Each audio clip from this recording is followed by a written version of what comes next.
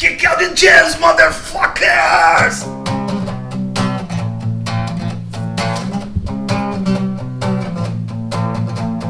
Some is off, I want you here. In my room, I want you here. Nós vamos falar do que hoje, Clemente? Detroit. MC5. Stooges. A realidade está apenas começando. Para falar dessas bandas, Clemente, a gente tem que falar da cidade de onde elas vieram, que é fundamental para entender por que o MC5 e os estúdios eram tão barulhentos. Sim, Detroit. Detroit é uma cidade industrial, cheia de trabalhadores braçais, se tecladeando pelas ruas da cidade. Mais ou menos isso. Capital do automóvel nos Estados Unidos, meu. Já foi lá o sonho do americano. Sério? O American Dream. 4 a cada 5 carros fabricados no mundo vieram de Detroit. Ou seja, eles apostaram tudo nisso. Quando começou a concorrência externa ali do Japão, de outros mercados começaram a produzir bons carros e mais baratos, Detroit foi afundando, meu queridão. Hoje em dia tá uma cidade fantasma, tá ligado? Sério, cara? Você já foi pra Detroit? Não? Nunca fui, nunca tive lá. Mas eu vi, por exemplo, na CNN, tinha um cara querendo trocar uma casa por um celular funcionando. Falando sério. Você passa lá, tá tudo vazio, não tem mais nada. O pessoal, houve um êxodo, tinha 1 milhão de habitantes, hoje tem 700 mil. E tinha uma população negra muito grande, né? Tanto é que a Motown surgiu lá. Exatamente. Aliás, Motown fundamental. Barry Gordy, o dono da Motown, o criador, ele chegou a trabalhar numa indústria automobilística. Ele era um dos caras lá que estava lá fazendo o carro, percebeu que tinha um movimento de música, ele foi o primeiro cara a atingir as paradas de sucesso com a música negra. olha só. Ele usava até uns artifícios para não mostrar na capa. Ele fazia capas neutras, né? Sem... para os branquinhos consumirem, né? Que era uma época de muita tensão racial. Sim. E Detroit tinha muita tensão racial, né? Cara? Aliás, um dos maiores distúrbios que houveram nos Estados Unidos durante o movimento dos direitos civis foi em Detroit, né? Em 1967 durou, sei lá, alguns dias, né? Sim. Destruíram a cidade, né? Foi nesse panorama que surgiram nossos amigos, cara. Aliás, tem muitos amigos, tem muitos músicos que vieram de Detroit, né? Sim. O Johnny Hooker, ele era do Mississippi, mas ele, em vez de ir para Chicago, como a maioria fez, ele foi para Detroit. Aliás, se eu não me engano, o Iggy Pop acompanhava as bandas de blues, né? Na verdade, ele queria ser um músico de blues, né? Como a maioria desses caras, né? Sim. Depois teve Ted Nugent, cara essencial guitarrista, The Madman ali, nascido e criado em Detroit. Né? Tivemos ali quem mais? Tem o Alice Cooper. Alice Cooper. Também nascido e criado em Detroit. E hoje em dia, para representar, o Jack White, né? Jack White é de Detroit. Também é de lá. Aliás, vi uma matéria com o Alice Cooper no Hollywood Show, sensacional, ele falando de Detroit, quando eles se reuniam em Detroit, vários shows legais. E os shows que ele mais gostava de ver era do Stooges. Falava o Iggy Pop com aquela creme de amendoim sobre o corpo, que aliás a gente vai falar depois com mais detalhes. E a felicidade do Alice Cooper em falar da cena de Detroit era muito legal. Que os caras eram muito orgulhosos. Eu vi também um documentário do MC5, o Wayne Kramer, o guitarrista do MC5, ele fala de Detroit tipo com orgulho. Quer dizer, era uma cidade que representava muito culturalmente e economicamente nos Estados Unidos. Quem começou primeiro? MC5, né? Acho que foi MC5. Começaram ali em 64, 66, demoraram para gravar o disco, né? Sim. Primeiro disco ao vivo, lançado em 69, gravado em 68. Kick Out the Jams. Kick Out the Jams. Disco revolucionário. Vou te contar uma história, Clemente. Uma vez eu fui numa loja em São Paulo, chamada Rockers. Daí eu fui lá pedir umas bandas de metal pro cara. O cara falou, bicho, você precisa ouvir MC5, bicho. Você quer som pesado? MC5. Os caras rasgam a bandeira americana. Tem discurso. E lembra que no começo desse disco... Olha a carinha dos meninos. Olha que simpatia, ó. Você não levaria esse cara pra almoçar na tua casa? Fala a verdade, apresentaria pra sua mãe, aos meus amigos aqui. Uma banda seminal, sabe por que também, Clemente? Além disso, eles tocavam bem, né? Sim, não era tão tosco. Os estúdios já eram toscos, né? Sim. Já eram mais... Aliás, eu acho que tanto o Wayne Kramer como o Fred Sonic Smith são os dois guitarristas mais injustiçados da história do rock. Eles não entram em lista nenhuma dos melhores guitarristas do rock. E eles são muito... Posso te falar outra coisa? As melhores poses do rock and roll estão com eles. Você pega eles. ali, eles eram muito estilosos tocando, não é verdade? Sim. E gravar o primeiro disco ao vivo porque... Ao vivo os caras eram incendiários. É isso, cara.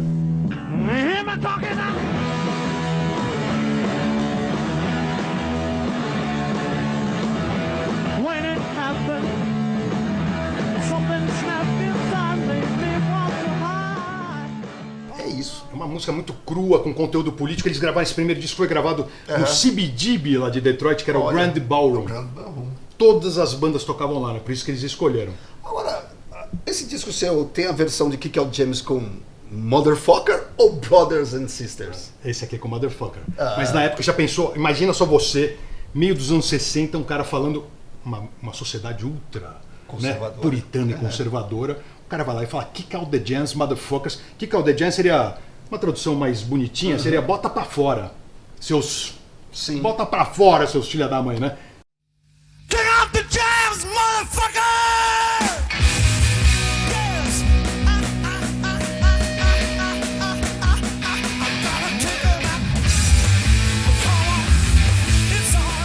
Imagina, era muito revolucionário, cara. Chocou muita gente na época também. Cara, e é engraçado, né? Porque eles tinham uma postura política e tal, mas ficaram mais politizados quando eles encontraram um empresário que era o John Sinclair, né? Doidão de caderneta. Sim, líder dos White Panthers. Eu achava que os White Panthers eram uma oposição, eles apoiavam os Black Panthers. Os Black Panthers. Eles apoiavam totalmente. Os White Panthers é quase uma tiração de sarro. Porque sabe qual era a legenda dos White Panthers? Era amor livre, sexo e drogas. Então aquele papo de sexo, drogas e rock and roll era exatamente a plataforma deles. Só que o Joe Sinclair era o empresário, né? Ajudou a banda por um lado que desse conteúdo político, então os shows eram tensos e tal, mas ao mesmo tempo ele foi preso, né? Ele ofereceu maconha para um policial em folga. Pegou 10 anos de cana, meu amigo. Cara. 10 anos de cana. Acabou, a banda foi prejudicada, boicotava os shows da banda, que associavam muito aos White Panthers. Até o John Lennon gravou uma música para liberar o John Sinclair na época. Cara, eu não sabia dessa história. Aliás, né, cara, prejudicou tanto a carreira da banda porque eles lançaram 3 discos, né? 3 discos, cara. O Back in the USA é um disco meio irregular, né? Esse é um disco irregular. É o segundo, né? É o segundo. Tem só Look at You, que é uma música que eu acho uma das melhores que eles fizeram. Eu gosto de Tonight também.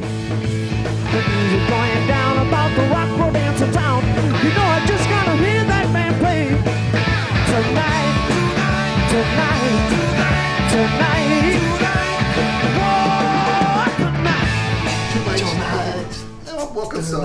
Mas não é um bom disco tão bom quanto Kick Out the Jams.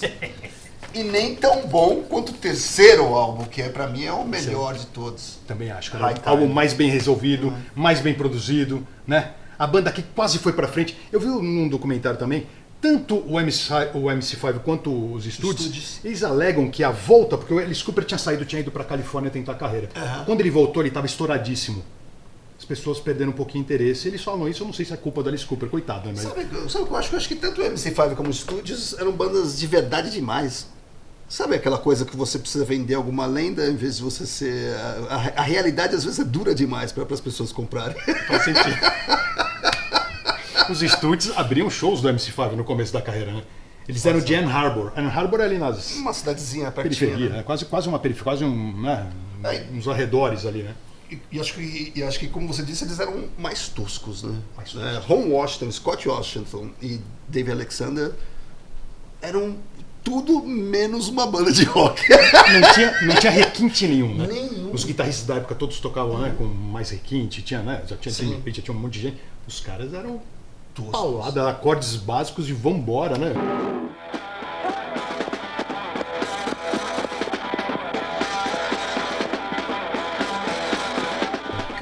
E acho que isso que era o charme deles, né? Porque eles traziam aquela coisa primal do rock and roll, né? Que até lembra o blues e aquela coisa de você trabalhar com poucos recursos. Também acho. O Iggy Pop inclusive falou, né, que ele decidiu fazer a banda depois que ele viu um show do Doors.